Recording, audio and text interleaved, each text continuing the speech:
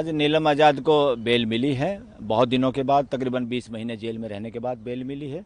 और हमने दलील दी कोर्ट को कि यूएपीए का बिल्कुल मामला नहीं बनता। यूएपीए में जो इंग्रेडिएंट्स हैं, जिन आधार पे यूएपीए लगाया जा सकता है, वो गैर कानूनी है टोटली। प्राइमा फेसी यूएपीए का केस ही नहीं है, ये छोटा केस है, ज़रूरी है। और नीलम आज़ाद तो बिल्कुल बाहर थी, जो उसका अधिकार भी बनता है, राइट टू एक्सप्रेशन, अपना बोलने का जो अधिकार, वो पार्लियामेंट के अंदर भी नहीं थी।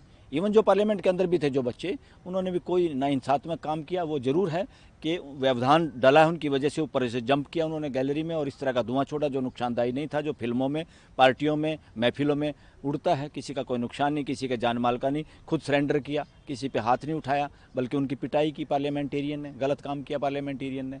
तो ये बच्चे देशभगत बच्चे, इन बच्चों ने भारत माता की जय बोली, इन बच्चों ने कहा तानाशाही नहीं चलेगी, इन बच्चों ने कहा युवाओं की आवाज़ सुनो, युवाओं को रोज़गार देने की बात करो।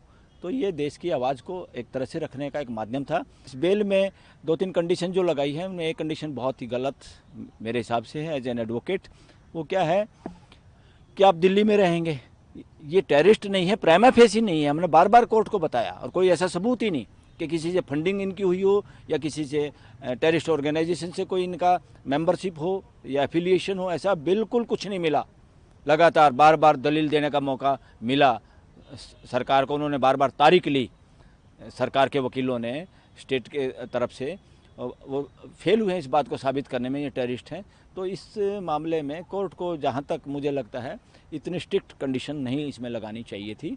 और ये कंडीशन को रिलैक्स करने के लिए भी हम एप्लीकेशन फाइल करेंगे, कोर्ट के सामने जाएंगे कि